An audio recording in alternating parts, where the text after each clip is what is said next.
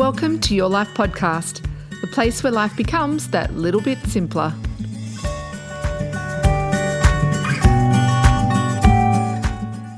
Thank you so much for joining me on the Your Life Podcast. I'm Angela Lockwood, and in this episode, I am interviewed by Luke and Susie of The Luke and Susie Show. Can you remember when you were young? You could make a simple cardboard box into anything. You could spend hours drawing quietly in your room, or if you were like me, I'd think I was a rock star belting out tunes into my hairbrush. I just had so much fun as a kid. And I wonder at what point did all this start to become boring, or play was for only when we have time? In this episode, I explore this further with Luke and Susie, but I also provide ways that you can bring more play and creativity into your day so you can feel more energetic and productive, no matter how busy you are. Enjoy. Luke and Susie with faith, family, culture, and Sue's reading through a book called Switch Off. The author is Angela Lockwood, who's a regular guest of ours, and I was getting a little emotional about a story that she had written where she was getting a little emotional in one of the many careers and jobs that this woman has done. It's like, is there anything that Angela Lockwood has not done, which is what qualifies her to help us to switch off? Because clearly, up until a certain point in life, Angela, you weren't able to because you did everything.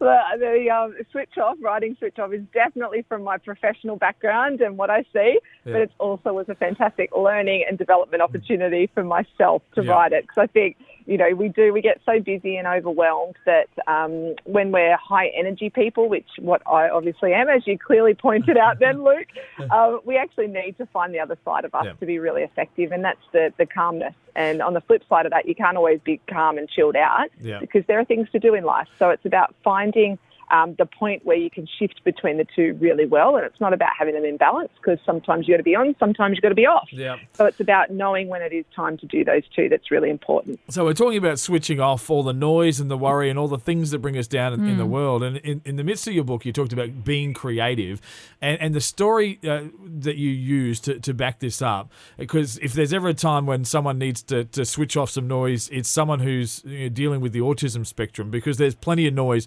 in the world of autism, and you had a young child who sort of showed you the importance of art and creativity when it comes to, I guess, breaking away some of that stress. Yes, my background is I'm actually an occupational therapist, and I have worked in the paediatric space for a lot of my career. So I was working a lot with children who, not just on the autism spectrum, but also children who had difficulty either expressing their needs or socially interacting with other people or had developmental challenges. So I was really fortunate and still am to be able to tap into these amazing children.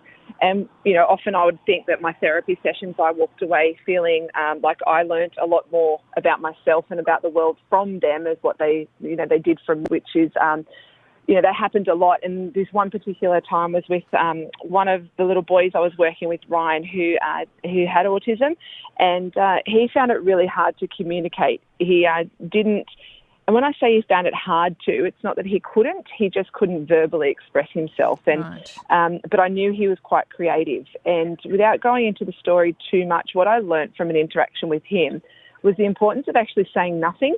And being able to express what you feel through different forms. So for him and I, it was about writing on a blackboard. Yes, this was a few years ago when blackboard still existed. And what I would do is I would just start drawing, and he would start drawing next to me, and I would start to really come into his drawing and maybe add some little features on his, which was a little bit challenging because I didn't know how he would react. And what ended up happening in this interaction was this beautiful unlocking and an insight into how he was feeling about the world and about how he fitted into this world. And for me, even thinking about it, I could just remember it as probably one of the most pivotal moments for me as a professional, but also personally. Because I realised, as somebody who likes to talk and who, uses language to really express herself, I realised that actually taking a step back and slowing things down and not saying anything, you can tap into such an array of insight into people and really into people's thought processes. But also you can just have so much fun through creativity, whether it be drawing or writing. It just becomes fun. You can start playing and you can start exploring parts of you that you didn't even know you had the ability to tap into. Well, we're going to get a bit of how-to on this. What sort of things we should get into. Angela Lockwood, the author of Switch Off. We're going to continue about getting creative next. Luke and Susie with Faith, Family, Culture. A part of switching off, Suze, getting rid of the worries of the world. One of the tips from the author of Switch Off is to get creative. Angela Lockwood is with us. Now, when you say get creative, we're grown-ups here. We're sitting down, we've lived our life, and maybe we play an instrument, maybe we don't. Maybe we sing, maybe we don't. Maybe we paint, maybe we don't. And it's the maybe we don't section that I guess I'm a little bit more concerned about, because I'm just about to turn 40. And there's a lot of maybe I don't. Oh, my there. God. Are you that old? Oh. Oh, Luke, I have to pay you back. You throw me some comments That's true. sometimes. I have to. Touche. But there's an old dog here. Nicely done. There's an old dog here, and I'm not sure if I can learn new tricks. We totally can. And look, one of the things that I have made sure is a thread in my life, but also through people I work with, is reconnecting with the playful side of us. So, guys, I love to have a laugh. I always like to look at the light side of things, because I know the flip side of that is actually really sad and boring. If we live in a life where it's not creative and we're not playful, we're dragging ourselves through the day. And I often speak to executives around, how do you be more playful in your work while still getting things done and look incredible? And that wasn't incredible, that was credible. So it's really, jumping into the playful side of us, and that's the creative side of us. It really makes us reconnect with this energy that sometimes is quite latent in our busy, very serious lives of working and being adults. I often wonder at what point we stop to realise how fun it is to be creative. As kids, they do it naturally. It's the way that they communicate, as we talked about. It's the way that they express themselves. It's the way that they have fun.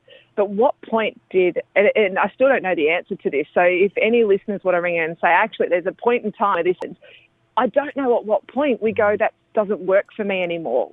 And it's funny, as adults, when I work a lot with through a mentoring process, the thing that people want to connect in with more is their playful side.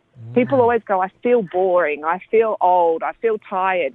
And once we start to tap into those things that really light them up, the things that make them feel playful, a whole thing shifts for them in their mindset, in the way that they relate to people. So being creative isn't about drawing, because I'm a terrible drawer, but what I like to do is write.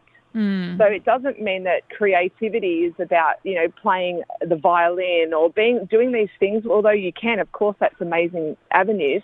But being creative just might be writing in a journal at night. It might be sitting side by side with a child and colouring in with them. That was the big explosion around adult colouring in books, because we realised that something as simple as colouring in actually starts to tap into elements of our brain that we underutilise. So being creative, it could be painting, drawing, music. It could be through expression, so going to things like Toastmasters as a speaker. That might be a part of your creative side. It could be about how you dress. There's so many opportunities to be creative. This time of the year, it's awesome time, because Christmas is coming. It's the time where creativity goes into overdrive, and people start to create these beautiful spaces. So it's a fantastic time of the year to get your play on. Did you hear that, Suze? Fashion. So Angela's just endorsed my use of spandex, full-body spandex suits. Yeah, I think she's endorsed that Santa suit as well. Yeah. Beautiful. Nicely done, Angela. Oh, my goodness. I really have to watch what I say with you guys, don't I, Susie? I'm sorry for giving Luke the okay to wear his spandex Santa suit on Christmas Day. Oh, it's okay. It's a okay. spandex Santa suit. So there's two suits. You've just given me a whole new creative idea. Oh, yes. Go forth and be creative. I've got to go. Just make sure you post it on social media for us. I've got to go. I've got stuff to get done. Angela Lockwood, the author of Switch Off. Happy Christmas to you. Oh, thanks so much.